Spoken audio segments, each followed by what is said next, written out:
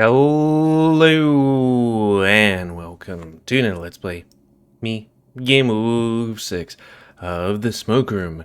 Before we start, if you're interested in playing this game, you can get it for free on itch.io, or if you want to support them and or get the most up-to-date version, you can go to their Patreon.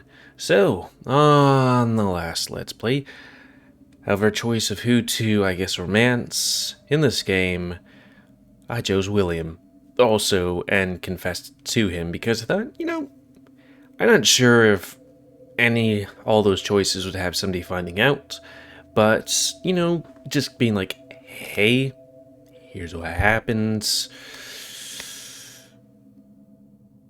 And, well, he mostly, trusts us, which is why, we're not ending up in a jail cell, but we are going to the mine to look at the scene so he can, make sure I'm not BSing him. Also, is my face correct? There we go. I take everybody around the front entrance and show him the boulder with the black entrance to the mine. With the back entrance or black? Back.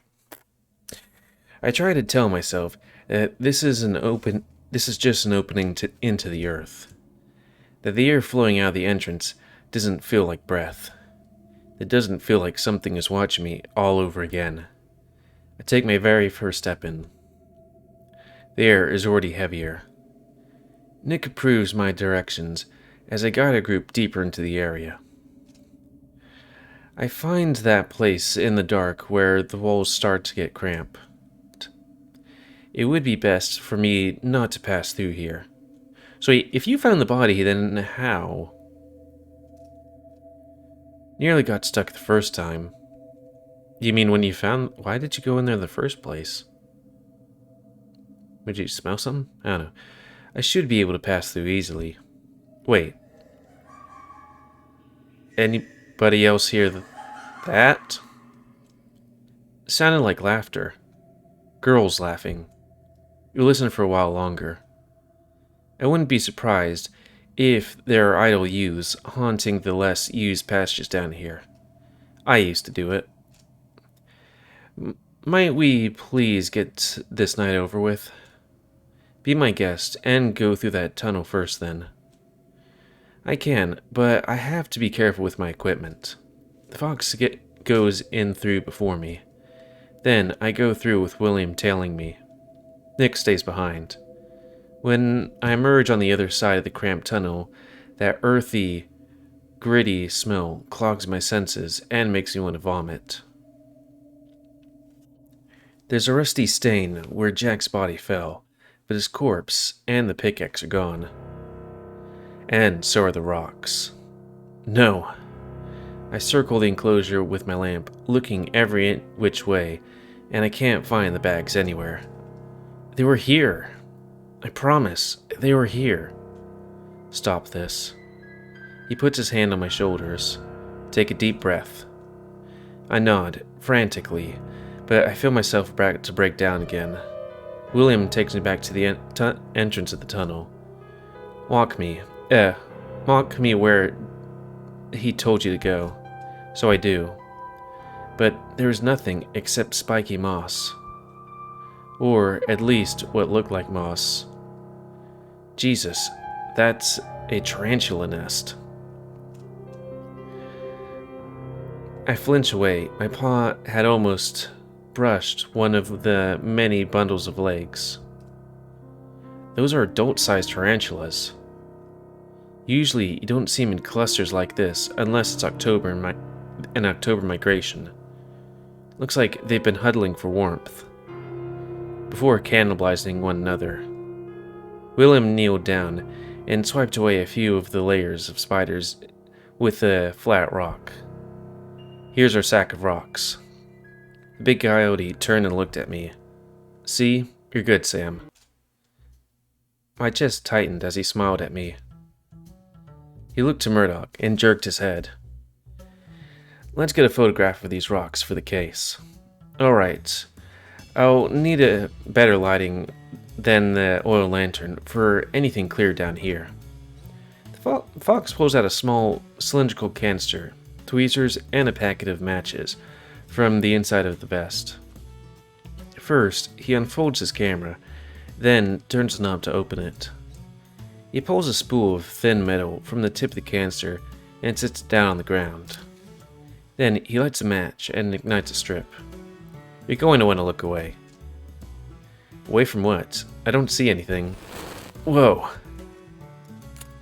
The fox springs to his knees quickly and takes a snap. Then he rolls the knob on his camera, and I hear 3 phases of clicks and rolls before the blinding white light goes out. I'm seeing spots. Magnesium takes a little time to burn, but once it starts, it won't stop. Anyway, I got the pictures. 3 should be enough. Take a deep breath and exhale. With this settled, Murdoch packs his things up. We leave one by one, this time me and William trailing behind the end. I know I should feel safe now, but my fur prickles up on the back of my neck. I still feel something watching me. At the entrance of mine, we get ready to leave, but some sickly, sticky guilt keeps me there. And then something happens I can't ignore. Do you just hear that? Hear what? That woman's voice saying, "I love you." I didn't hear anything. I'm lying through my teeth. Christ, Sam, you gotta be deaf. Maybe Todd wasn't seeing things after all. The coyote turned to yell into the tunnel. If there's a bunch of pranksters in there, y'all best get home. This place ain't safe during the day, when there's lots of people here poking around alone without experience as a death wish. The place isn't safe during the day. There's no reply, but something from deeper in the mines responded. Something that sounded like a mix between high-pitched laughter and dead leaves. I can tell from William's face that he heard something too, but he turns away. As you walk, I think about what I told William. That I didn't hear a woman saying I love you. That part was the truth, because I heard something else. Aren't you hungry too? I don't look back. I do not speak to that voice. I just stared at William's back, who was willing to walk in front of me now, guiding us home with his lantern. Nikolai broke away from our line first. I had to stop him from leaving so abruptly. We didn't get to talk much, Nick. No, we didn't. Not sure what I want right now. But, Nick, I'll see you again in a few days, Sam. Again, I don't want to talk right now. I don't blame him for being this upset. Nick is always the one who I can talk to about anything. But I couldn't face him like that this time. Not about this. And he knows I confessed before telling him. I wouldn't trust me either. And I wouldn't have promised to see me later. I mean, you could easily say that, hey, adrenaline running, emotions, bloody head wound, you weren't thinking straight kind of thing, which seems like a good excuse. Anyways, That one doesn't talk much. But he's not very good at hiding how he feels. Some of us talk enough for the rest of us. So much that there isn't any room left for the rest of us. But you decide to say what needed to be said anyway. It couldn't have been much worse for you. It could have been much worse for you. I flinch a bit when the fox puts his paw on my shoulder and gives a small squeeze. It's hard to do the right thing, handsome. I feel myself wince. It's such a mess. William will clean it up. It's what he's good at. I'm not a maid fox. I should hope not. You're an officer. Your office is a disgrace. The hell? Regardless, the gallant protect the gallant. Remember that. I think your big, earnest friend will come to the conclusion in time, too. Now, William. I'm tired, and I'm going home. Yeah. I hope the picture's developed in about 3 days, if I'm allowed to prioritize that. Might not be necessary, but I'll see what I can convince your pa to do. Go on, get. Thank you. The fog fades away in between the buildings. It's so late that most of the bars don't even have lights on. In time, we arrive upon the sheriff's office.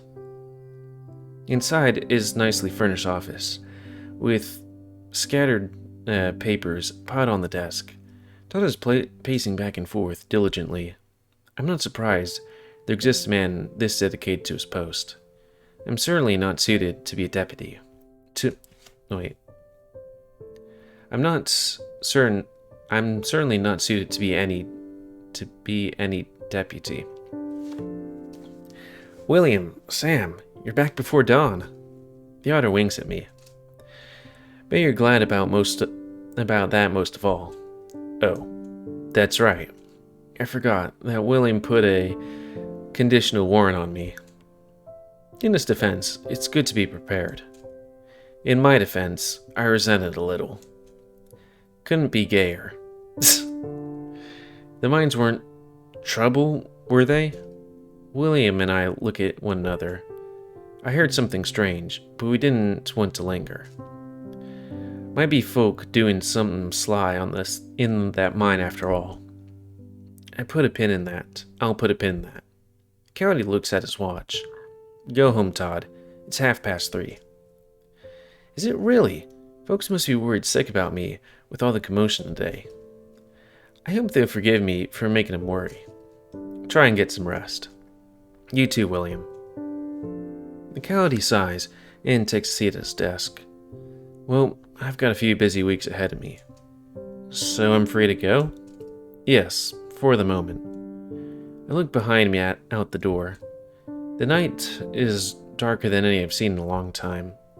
So, is it okay if I stay the night? The Coyote laughs. He rifles through his pocket and pulls out a key ring.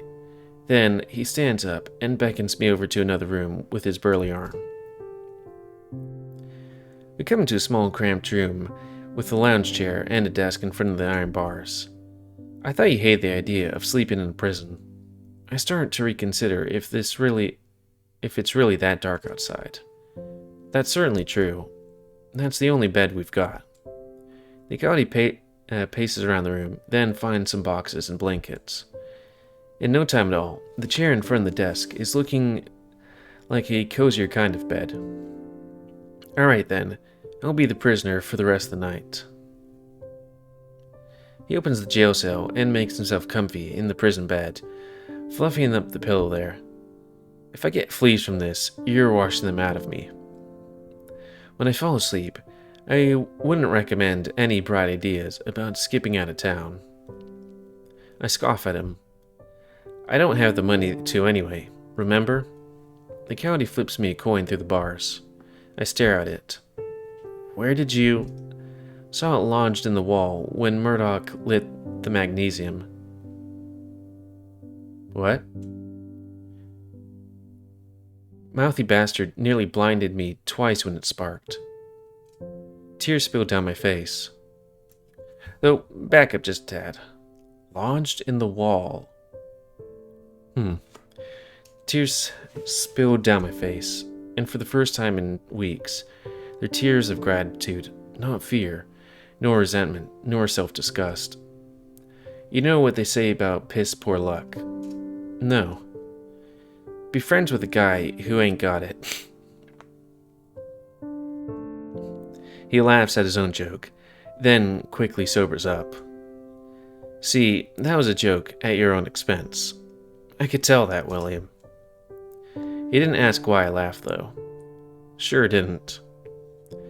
Damn it, son. I laughed because it was ironic. My luck's garbage, too. I really don't believe that. Worse things have happened to me than the scar boy. You're good, Sam. I knew that through and through before you even proved it. And if my job is worth anything, it is to make sure good folks don't suffer. Is that all, though? Is that really why you're doing all this for me? Because I'm good? That's not all, though. That's not all, no. I didn't think so, William. Well, I hope your memory wasn't that short on account of everything I told you today. Something about letting things fester? A thing that good people do. Obviously. Well, you don't have to believe it. That's my task. But you should go easier on yourself. Can't do nothing about rotten world, but be less rotten. And maybe forget to point out where the water through is when a man tries to put out his own fires. Forget to point out where... I don't understand. Another pearl. I'm chock full of them. I believe it. You're good at being mouthy too. I smile. Well, I already knew that. Of course you do. I can still smell me on your whiskers. Fuck you, William. Ain't my fancy. It just tightens a little at that. Night, Sheriff. Night, whore. I wake up to the smell of burning pine. Firewood crackles. I see William standing over a pot that hangs from the rack of earth at the end of the room. He pours some of the contents into the bowl and brings it my way. Morning, sunshine. Morning yourself. I look into the wooden bowl he shoves into my hands. It's a savory bean dish with green onion and small strips of meat. Sleep well? Boy, I'd murder a bean. As best I could, I reckon. Not surprised. Your first kill is always the hardest. Not keen on doing it for a second time, if that's what you mean. Most folks ain't keen to. Wish I could say that for everybody, but I've been around long enough to know better. I don't want to kill anybody. I mean anybody. Or, did you say everybody? I don't want to kill nobody. I mean anybody. That's how good folk think. But life is hard, and sometimes this is, it's you or them if you want to keep living. Okay, just some random thing. You know how the background's just kind of modeled or whatever? Like, is that a thing that more Nazis started or what? Because I kind of remember where it's like, these look like actual pictures, but, you know, they have a filter over them. Anyways, sons of bitches ain't held back by scruples. For some situations, you gotta learn to act without thinking. Frankly, it's a miracle you weren't the one that got pulled out of that hole. How's that? 'Cause you were stupid. Thanks, William. Most folks are stupid their first time. I don't think you will be again. Again, I don't want to next time. I'm glad that you've got it figured out then. Says you. That being the case, unload your head from your rear and take my suggestion seriously. I grunt in this general direction, such as, learning to shoot wouldn't hurt. Neither would knowing how to lie. I lied plenty. I know. It's part of the problem. Shouldn't I learn to be more truthful instead? Not around Jack sort. No. Who the fuck's Jack? Oh, the guy we killed. I don't want too many of those. And you won't have to. You won't have to if you can suss him out without letting him know. Something that you failed to pull off, if I must remind. Okay. My tail was snapping against the floor as it sways. No need to get your britches in a bunch. I'm just worried is all. Just worried. What, about me? No, the Transcontinental Railroad. Of course, you dipshit. I feel a smile curl up on my side of my face. What is this feeling? Is it arrogance? It's real sweet, William. Well, of course it is. I'm very sweet. Now, I have to wonder if he's testing his lying skills on me. Nick knows what you did, don't he? Yeah. William lets out a deep breath. That could cause some problems for you. I don't think so. Nick keeps to himself. You're so sure? You ain't? Nick's our friend. So why is it that Nick was the first one who thought you must have done it? I back up. Nick wouldn't have done that. William shakes his head. Yesterday, before you showed up at the body. He didn't have proof, just concerns. You said he remembered the direction you had come from the first time you got injured. Why would he do that? Probably because he knew I wouldn't go out of my way to screw you. But more likely because he had concerns about what Jack was up to for a long while.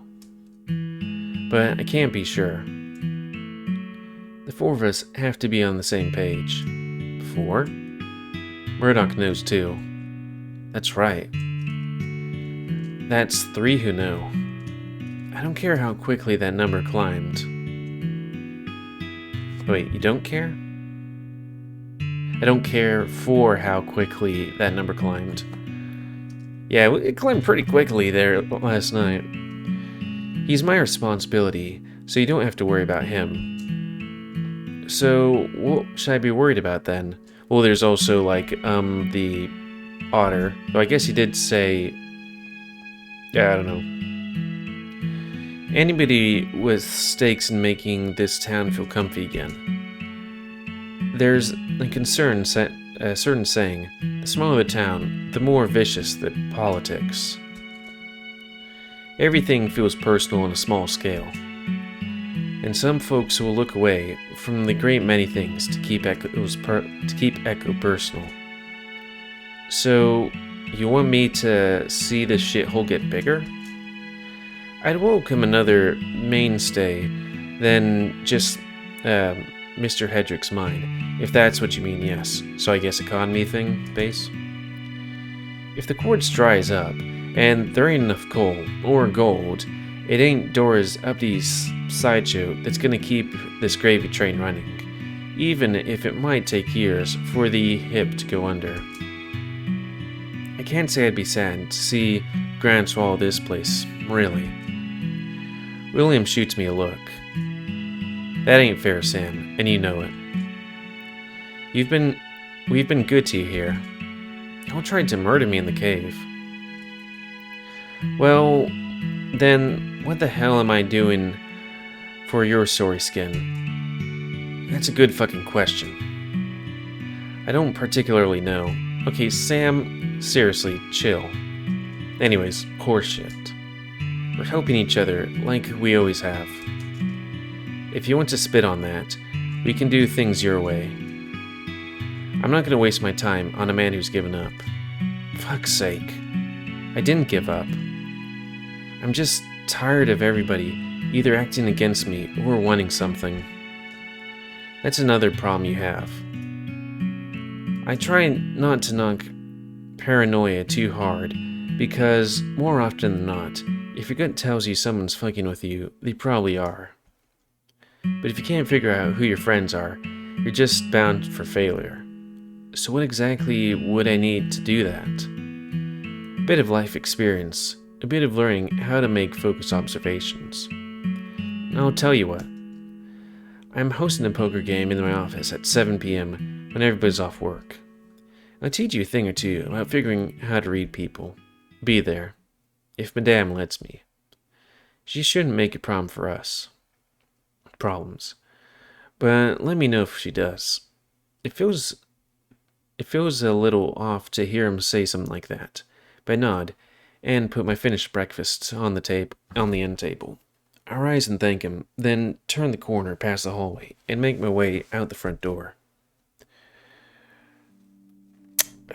I guess we can go just a bit longer. Before I get too far, I bump into a familiar face. Sam? Morning, Todd. The otter whistles. So, William had you stuff up in there all night, huh? Me and him had to speak on some things. Doesn't surprise me, considering how close you both are after all. The both of you are and all. But he does usually go to you. But doesn't he usually go to you? I blink. It wasn't that kind of meaning, Todd. Oh, of course not. I didn't mean to suggest you or William would disrespect the jail like that, even though it would be pretty hot. I mean, it is public property, after all. I feel my eyebrow twitch. Aren't you usually on patrol this time in the morning? Well, certainly. Normally, that is. But we had some more recent disappearances. A fellow by the name of Huxley Green wandered off, and his little old lady is shaking. Shaking? Poor thing. Drunk idiots probably skipping out on another botched gamble. I just hate to see a good woman cry. What makes it so sure she's good? Because anybody who makes a huckleberry pie that good can't be wicked. And if they are, maybe I don't want to be rat. That's definitely the sort of thing I want to hear from a law officer carrying a gun.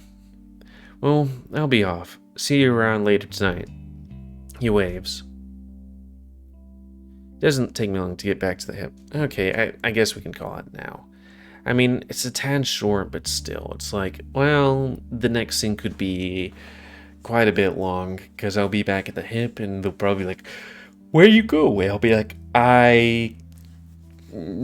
deputy now or something, I don't know.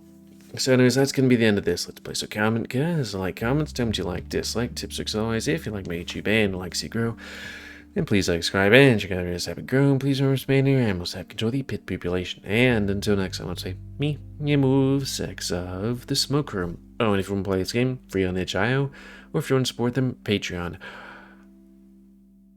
Okay, I was a bit worried there for a second. It's like, oh heck, on my previous video, did I have to,